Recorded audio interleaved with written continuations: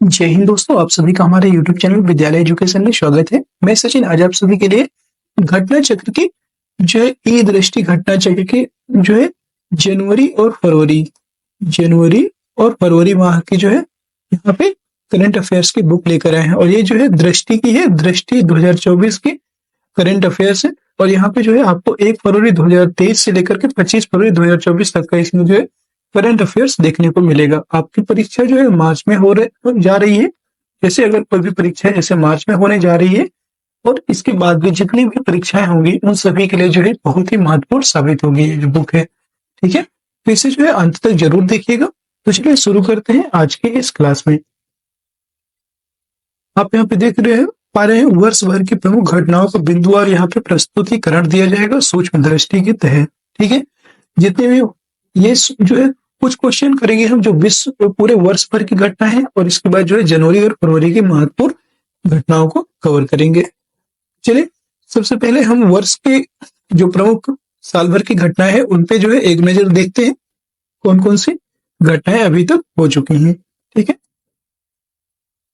ये राष्ट्रीय current affairs है। यहां से देखते हैं पहला क्वेश्चन है आपका, प्रधानमंत्री नरेंद्र मोदी ने उत्तर प्रदेश में इस मंदिर का शिलान्यास किया था 19 फरवरी 2024 को।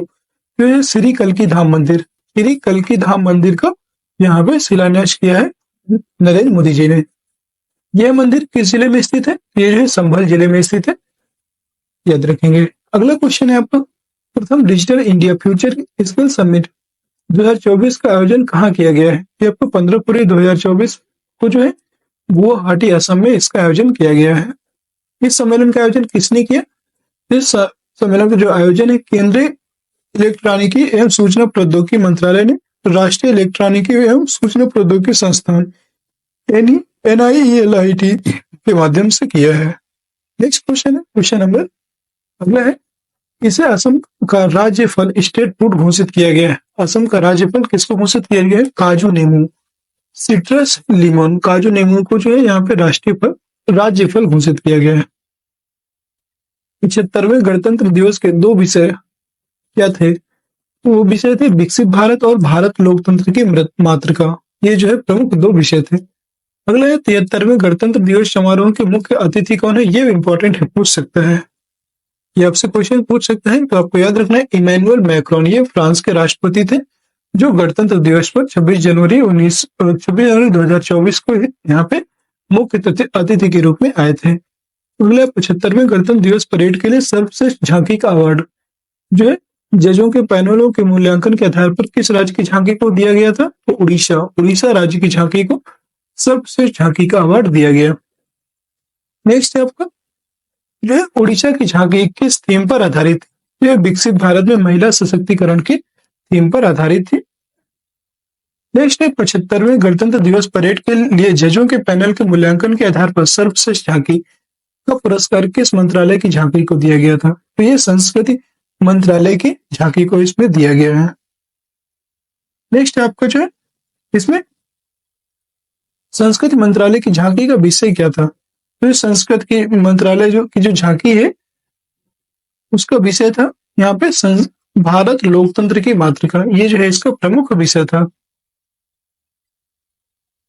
नेक्स्ट क्वेश्चन है आपका, 75वें गणतंत्र दिवस परेड के लिए ऑनलाइन पोल के आधार पर घोषित 3 सर्वश्रेष्ठ झांकियां किन राज्यों की हैं? ये बताना है आपको। तो प्रथम स्थान आपका गुजरात, विषय यहाँ का था धोरडो, गुजरात के सीमा पर्यटन का एक वैश्विक प्रतीक था। द्वितीय स्थान था उत्तर प्रदेश का, विकसित भारत समृद्ध भारत विरासत। फिर तीसरा स्थान था आंध्र प्रदेश का, आंध्र प्रदेश में विद्यालयी शिक्षा में परिवर्तन, विद्यार्थियों को वैश्विक स्तर पर प्रतिस्पर्धी बनाना था। नेक्स्ट है आपका, हाल ही में चर्चा में रही और मूलतः आंध्र प्रदेश से संबंधित विश्व की सबसे छोटी कुबड़ वाली गायों में से कौन है? वो है पुंगनूर गाय है, इसका राइट आंसर यही है। नेक्स्ट है आपका, सामाजिक न्याय की प्रतिमा स्टैचू ऑफ सोशल जस्टिस का अनावरण कहाँ किया गया है? तो 19 जनवरी 2024 को विजयवाड़ा आंध्र प्रदेश में इसका अनावरण किया गया है। यह किसकी प्रतिमा है? तो डॉक्टर BR अम्बेडकर, बाबा साहब भीमराव अम्बेडकर जी की यह मूर्ति है। राज्य startup ranking 2022, states startup ranking 2022 में 1 करोड़ से अधिक जनसंख्या वाले राज्यों में सर्वश्रेष्ठ प्रदर्शनकर्ता कौन है? तो ये है, पहला है गुजरात, फिर कर्नाटक, केरल और तमिलनाडु। गुजरात, कर्नाटक, केरल और तमिलनाडु ये जो है शीर्ष राज्य है, याद रखिएगा। अगला है श्रेणी ए राज्यों में नेतृत्वकर्ता, इन्हें घोषित किया गया है। तो श्रेणी ए के अंतर्गत आंध्र प्रदेश, असम, मध्य प्रदेश, उत्तर प्रदेश और उत्तराखंड, इनको जो है श्रेणी ए के राज्य में नेतृत्वकर्ता के रूप में घोषित किया गया। अयोध्या में श्री राम जन्मभूमि मंदिर में श्री रामलला की मूर्ति की प्राण प्रतिष्ठा का आयोजन कब हुआ? ये जो है 22 जनवरी 2024 को इसका आयोजन हुआ है। फिर अयोध्या में श्री राम जन्मभूमि मंदिर का निर्माण किस पारंपरिक स्थापत्य कला शैली में किया गया है? ये सभी इंपॉर्टेंट क्वेश्चन है और आपके जितने भी बिहार टीचर एग्जाम है, बिहार एसएससी का है, और जैसे कि यूपी पीसीएस, यूपीएससी, इन सभी में जो है ये करंट अफेयर्स बहुत ही महत्वपूर्ण होगी। जितने भी एसएससी के एग्जाम है उनमें भी यहाँ से क्वेश्चन पूछे जाएंगे। ये जो है आपका जो बिहार जन्मभूमि का जो राम मंदिर है ये नागर शैली में बना हुआ है। अगला श्री राम जन्मभूमि मंदिर का मुख्य वास्तुकार कौन है? वो है चंद्रकांत सोमपुरा। चंद्रकांत सोमपुरा जो है इसके मुख्य वास्तुकार हैं। श्री राम जन्मभूमि मंदिर का परिमाप, लंबाई, चौड़ाई और ऊंचाई क्या है? तो इसकी लंबाई है 380 फीट, चौड़ाई है 250 फीट और ऊंचाई है 161 फीट। नेक्स्ट आपका, भारत सरकार ने आयुष दीक्षा के अधिकार आधारशिला कहाँ रखी है? आयुष दीक्षा की आधारशिला केंद्रीय आयुर्वेद अनुसंधान संस्थान भुवनेश्वर में इसकी आधारशिला रखी गई। आयुष दीक्षा क्या है? ये जो है CCRAS, central council for research in Ayurvedic science, इसका फुल फॉर्म है, और यह एक मानव संसाधन विकास केंद्र है। असम के सर्वोच्च नागरिक सम्मान असम वैभव से किसे सम्मानित किया गया है? तो ये जो है रंजन गोगोई को असम वैभव पुरस्कार से सम्मानित किया गया। 15 जनवरी 2025 को भारत मौसम विज्ञान विभाग IMD की स्थापना कितने वर्ष पूरे होंगे? तो 150 वर्ष इसके पूरे हो गए।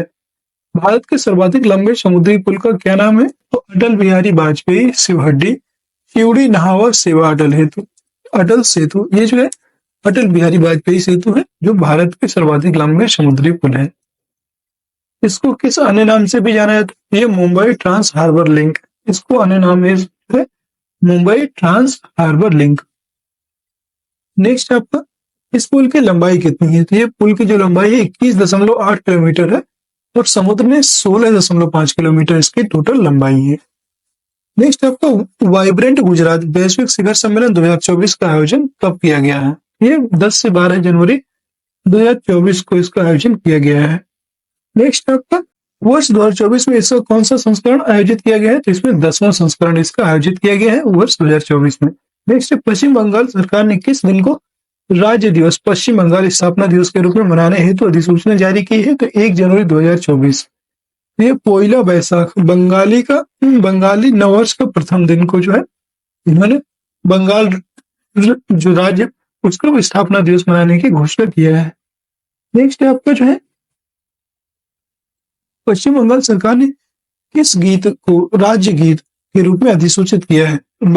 बांग्लार माटी बांग्लार जल, ये जो है रविन्द्रनाथ टैगोर के द्वारा लिखा गया था और इसी को जो है इन्होंने राज्य गीत के रूप में स्वीकार करने की अधिसूचना जारी की है। इंडिया स्किल्स रिपोर्ट 2024 इसके द्वारा प्रकाशित की गई। ये जो है 11वां संस्करण है और हुई बॉक्स एक प्रतिभा मूल्यांकन एजेंसी है, इसके द्वारा इसको प्रकाशित किया गया। रिपोर्ट के अनुसार कार्य के लिए सबसे पसंदीदा राज्य कौन सा है? तो वो है केरल। समग्र युवा नियोजनीयता कितनी है इसमें? तो 51.25% है। और सर्वाधिक रोजगार योग्य प्रतिभा उपलब्धता वाले राज्य कौन से हैं? तो हरियाणा, महाराष्ट्र, आंध्र प्रदेश, उत्तर प्रदेश, केरल और तेलंगाना। रोजगार योग्य युवाओं की सर्वाधिक संख्या किस राज्य में है? तो हरियाणा में है 76.47%। नेक्स्ट आपका, न्यू पंडित दीनदयाल उपाध्याय जंक्शन से न्यू भावपुर जंक्शन खंड को किसने राष्ट्र को समर्पित किया है? ये प्रधानमंत्री नरेंद्र मोदी ने जो है राष्ट्र को समर्पित किया है। नेक्स्ट है आपकी जो है इस खंड की लंबाई कितनी है? तो 402 किलोमीटर है इस खंड की लंबाई। यह किस कॉरिडोर का खंड है? यह जो है ईस्टर्न डेडिकेटेड फ्रंट कॉरिडोर का खंड है। नेक्स्ट है, विश्व के सबसे बड़े कार्यालय भवन का उद्घाटन कहाँ किया गया है? ये जो है सूरत में इसको जो है उद्घाटन किया गया। इस कार्यालय भवन का क्या नाम है? तो यह सूरत डायमंड बोर्स। अगला है, केंद्रीय मंत्रिमंडल ने किस हवाई अड्डे को अंतर्राष्ट्रीय विमानपत्तन घोषित किया है? ये 15 दिसंबर 2023 को घोषित हुआ था, सूरत हवाई अड्डा, गुजरात। भारत का पहला पूर्णतः इंटीग्रेटेड स्कूल ऑफ सस्टेनेबिलिटी कहाँ लॉन्च किया गया? ये जो है आईआईटी कानपुर में लॉन्च हुआ है, कोटक महिंद्रा बैंक और आईआईटी कानपुर की साझेदारी से। नेक्स्ट आपको, कैश फॉर क्वेरी घोटाले मामले में संलिप्तता के कारण किस सांसद को लोकसभा से अयोग्य घोषित किया गया है? तो ये है महुआ मोइत्रा। महुआ मोइत्रा को इसमें जो है अयोग्य घोषित किया गया। अखिल भारतीय तृणमूल कांग्रेस पार्टी से ये शामिल थे। नेक्स्ट, महुआ मोइत्रा इस लोकसभा सीट से सांसद थे, तो कृष्णानगर पश्चिम बंगाल से सांसद थे। इसके द्वारा क्राइम इन इंडिया 2022 रिपोर्ट जारी की गई है। ये जो है राष्ट्रीय अपराध रिकॉर्ड ब्यूरो एनसीआरबी के द्वारा इसको जारी किया गया और इस रिपोर्ट के अनुसार प्रति लाख जनसंख्या पर अपराध दर वर्ष 2021 के 445.9 से घटकर 2022 में कितनी हो गई है? तो ये 422 हो गया है। नेक्स्ट आपको, प्रति लाख जनसंख्या पर सबसे कम अपराध किस महानगर में दर्ज किए गए हैं? तो यह है कोलकाता में। नेक्स्ट आपको, विश्व के पहले पोर्टेबल अस्पताल का अनावरण कहाँ किया गया है? ये जो है गुरुग्राम हरियाणा में जो है इसका अनावरण किया गया। नेक्स्ट, इस अस्पताल का क्या नाम है? यह आरोग्य मैत्री एंड क्यूब, इसका नाम है आरोग्य मैत्री एंड क्यूब। इसे किस योजना के तहत निर्मित किया गया है? तो ये भीष्म योजना के तहत, भीष्म परियोजना के तहत इसको निर्मित किया गया है। नेक्स्ट है, केंद्रीय मंत्रिमंडल ने विशेष रूप से संवेदनशील जनजातियों के लिए किस योजना को मंजूरी प्रदान की है? तो इसमें जो है प्रधानमंत्री जनमन योजना को इसमें मंजूरी प्रदान की है। प्रधानमंत्री जनमन के विस्तारित रूप क्या है? प्रधानमंत्री जनजाति आदिवासी न्याय महाअभियान। द हम्प नामक द्वितीय विश्व युद्ध संग्रहालय का उद्घाटन कहाँ किया गया? ये जो है पासीघाट अरुणाचल प्रदेश में जो है इसका इस संग्रहालय का उद्घाटन किया गया है। केंद्रीय मंत्रिमंडल ने किस समूह को ड्रोन उपलब्ध कराने से संबंधित एक योजना को मंजूरी दी है? ये महिला स्वयं सहायता समूह। अगला है, 10,000वें जन औषधि केंद्र का उद्घाटन कहाँ किया गया है? तो एम्स देवघर झारखंड में इसको जो है उद्घाटन किया गया। आयुष्मान भारत हेल्थ और वेलनेस सेंटर का नाम बदलकर क्या कर दिया गया है? तो ये जो है आयुष्मान आरोग्य मंदिर कर दिया गया है इसका नाम बदलकर। नेक्स्ट, काशी तमिल संगमम का दूसरा चरण कब आयोजित किया गया? ये 17 से 30 दिसंबर 2023 को इसका दूसरा चरण आयोजित किया गया। यह संगमम कहाँ आयोजित किया गया है? ये वाराणसी उत्तर प्रदेश में आयोजित किया गया।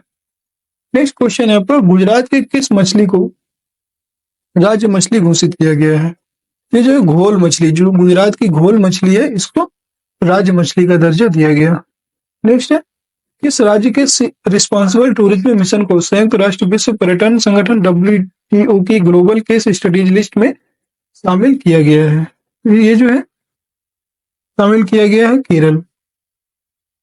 विश्व के पहले 3D प्रिंटेड मंदिर का अनावरण कहाँ किया गया है? तो सिद्धिपेट तेलंगाना में जो है इसका अनावरण किया गया। साथी पोर्टल किनके द्वारा लॉन्च किया गया है? तो साथी पोर्टल को केंद्रीय शिक्षा मंत्रालय और आईआईटी कानपुर के द्वारा जो है लॉन्च किया गया। साथी का पूर्ण रूप क्या है? तो साथी का पूर्ण रूप है self assessment test and help for entrance examination. Next आपका, अग्नि पहल किस मंत्रालय द्वारा लॉन्च की गई है? तो अग्नि जो पहल है ये केंद्रीय आयुष मंत्रालय के द्वारा लॉन्च की गई है। अग्नि से क्या तात्पर्य है? तो आयुर्वेद ज्ञान नैपुण पहल, आयुर्वेद ज्ञान नैपुण्य पहल इसके जो है इसका अर्थ होता है। अगला है आपका, किस शहर से विकसित भारत संकल्प यात्रा का शुभारंभ किया गया है? तो विकसित भारत संकल्प यात्रा जो है खूंटी झारखंड से इसका शुभारंभ किया गया। नेक्स्ट है, किस राज्य द्वारा हर बच्चे के लिए हर अधिकार अभियान लॉन्च किया गया है? ये जो है उत्तर प्रदेश से जो है इसको लॉन्च किया गया। City Investments to Innovate Integrated and Sustain 2.0 Cities 2.0 Challenge कहाँ लॉन्च किया गया है? तो 16 नवंबर 2023 को नई दिल्ली में लॉन्च किया गया। सिटीज 2.0 का मुख्य उद्देश्य क्या है? इसमें जो है एकीकृत अपशिष्ट प्रबंधन के साथ चक्रीय अर्थव्यवस्था को बढ़ावा देना। अगला है, उत्तर प्रदेश के पहले भेड़ बकरी पालन प्रशिक्षण केंद्र का लोकार्पण कहाँ किया गया? ये जो है इटावा जिले में किया गया है। नेक्स्ट आपका इसमें राष्ट्रीय परिदृश्य के जो है देश की राजनीतिक, सामाजिक, धार्मिक, शैक्षणिक घटनाओं एवं विभिन्न मंत्रालयों की घटनाओं पर नजर डालेंगे हम। चुनावी बॉन्ड योजना असंवैधानिक है। ठीक है, ये कब देखिए, चुनावी बॉन्ड योजना को अभी जो है सुप्रीम कोर्ट ने बैन किया हुआ है, तो इससे जो है क्वेश्चन बनने की संभावना है। ठीक है, ये जो है 2 जनवरी 2018 को केंद्रीय वित्त मंत्रालय के आर्थिक कार्य विभाग द्वारा भारतीय रिजर्व बैंक अधिनियम 19 की धारा 31(3) के तहत चुनावी बॉन्ड योजना 2018 इलेक्टोरल बॉन्ड स्कीम 2018 को अधिसूचित किया गया था। इस योजना के माध्यम से केंद्र सरकार का उद्देश्य देश में राजनीतिक वित्त पोषण, पॉलिटिकल फंडिंग की व्यवस्था में पारदर्शिता लाना था। केंद्र सरकार का मत था कि चुनावी बॉन्ड के माध्यम से चुनावों के दौरान राजनीतिक दलों को किए जाने वाले वित्त पोषण में काले धन के प्रयोग पर रोक लगाई जा सकेगी। ये जो है इसका प्रमुख प्रावधान था। फिर इसमें स्मरणीय तथ्य क्या है, तो ये आपको जो है स्मरणीय तथ्य इसका याद रखना है। 15 जनवरी 2024 को उच्चतम न्यायालय की एक 5 सदस्यीय संविधान पीठ, याद रखिएगा, बेंच भी आपसे पूछ सकता है, याद रखेंगे 5 सदस्यीय जो संविधान की पीठ है, कॉन्स्टिट्यूशनल बेंच ने चुनावी बॉन्ड योजना को असंवैधानिक, अनकॉन्स्टिट्यूशनल घोषित कर दिया। ये बहुत ही इंपॉर्टेंट मतलब क्वेश्चन है, और बहुत ही जो है आपसे पूछा जाए, कई क्वेश्चन में पूछा जाएगा ये, डायरेक्ट देखिएगा। साथ ही इस योजना को रद्द किए जाने का निर्णय भी दिया। उच्चतम न्यायालय की जिस 5 सदस्यीय संविधान पीठ ने यह निर्णय दिया, उसमें भारत के मुख्य न्यायाधीश इसलिए भी इम्पोर्टेंट हो जाती है क्योंकि इसमें कौन थे, भारत के मुख्य न्यायाधीश DY चंद्रचूड़ है। इनका जो है क्रम कौन सा है बताया था, आज की जो करंट अफेयर्स की जो दोपहर वाली क्लास हुई थी, जो कल दोपहर की क्लास हुई थी, उसमें जो है ये इसके बारे में बताया हुआ था। ये जो है ये 50वें क्रम के हैं, और इनके साथ न्यायमूर्ति संजीव खन्ना, न्यायमूर्ति भूषण रामकृष्ण गवई, न्यायमूर्ति JB पर्दीवाला और न्यायमूर्ति मनोज मिश्रा इनमें जो है शामिल थे। उच्चतम न्यायालय ने अपने निर्णय में रेखांकित किया कि चुनावी बॉन्ड योजना संविधान के अनुच्छेद 19(1)(a) के अंतर्गत मतदाताओं के सूचना के अधिकार का उल्लंघन करती है। न्यायालय के चुनावी बॉन्डों के जारी करने पर रोक लगा दी है। न्यायालय द्वारा दिए गए निर्णय के अनुसार चुनावी बॉन्डों के जारीकर्ता बैंक या तथा स्टेट बैंक SBI को 12 अप्रैल 2019 से उच्चतम न्यायालय द्वारा दिए गए अंतरिम निर्णय की तिथि से अब तक खरीदे गए चुनावी बॉन्डों का विवरण भारत निर्वाचन आयोग इलेक्शन कमीशन ऑफ इंडिया के समक्ष प्रस्तुत करना होगा।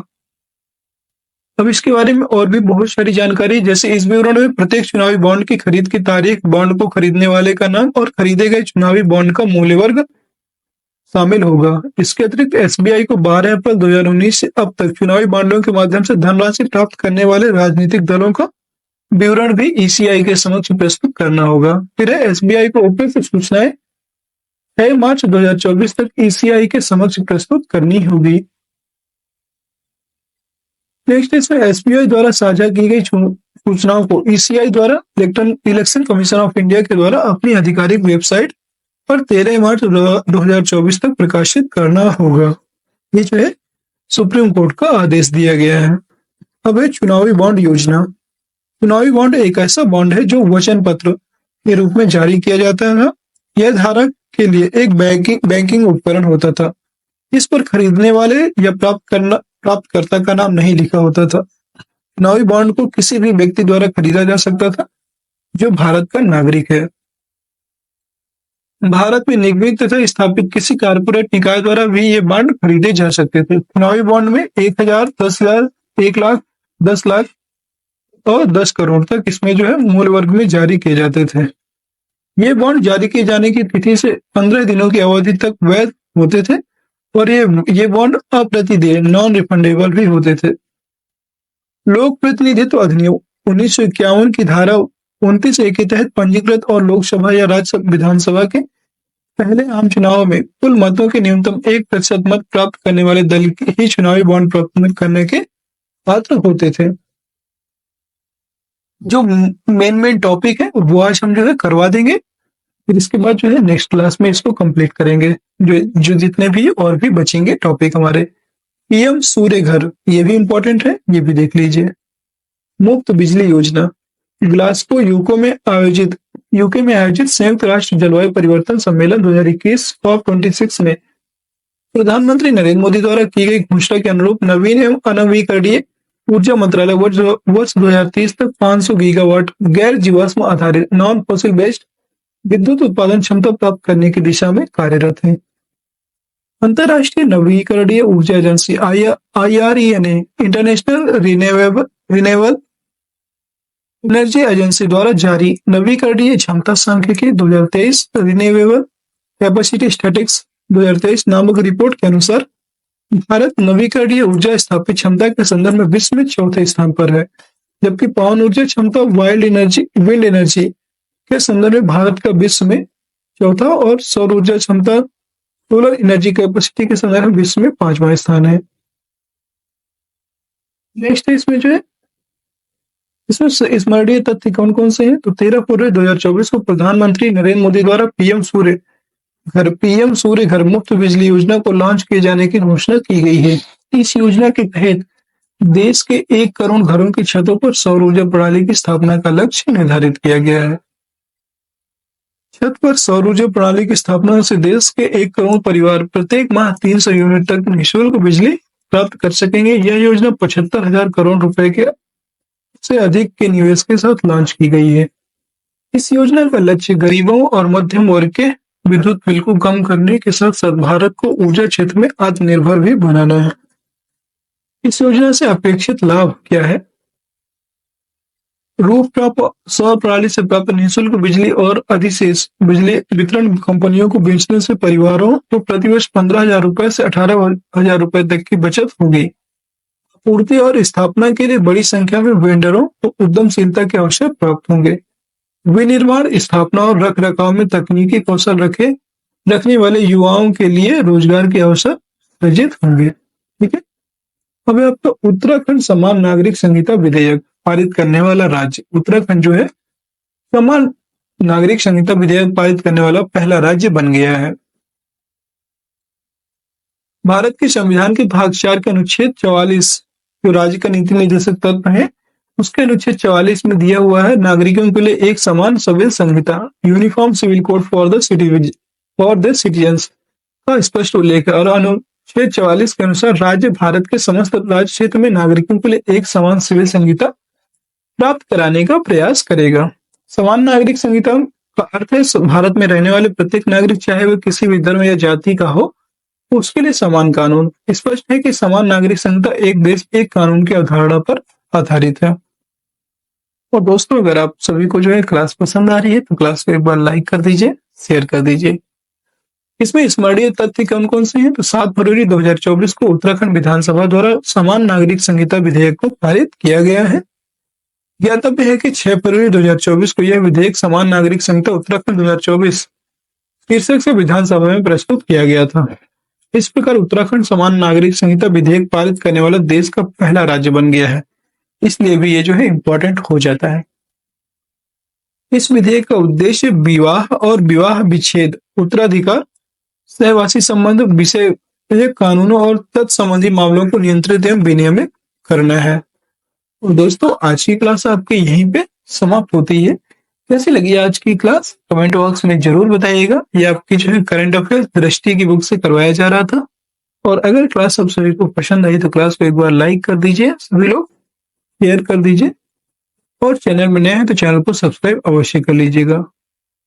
और दोस्तों करंट अफेयर्स के जो है एमसीक्यू जल्द ही लेकर आएंगे और बिहार करंट अफेयर्स का जो एमसीक्यू है वो लगातार बिहार स्पेशल की जो करंट है वो लगातार चल रही है और ये पूरी इंटरनेशनल करंट अफेयर्स है जिसे जो है यहाँ से तो क्वेश्चन पूछता ही है। ये जो है सबसे इंपॉर्टेंट यही होती है। तो उम्मीद है आपको क्लास बहुत पसंद आई होगी। मिलते हैं नेक्स्ट वीडियो में, तब तक जय हिंद, जय भारत।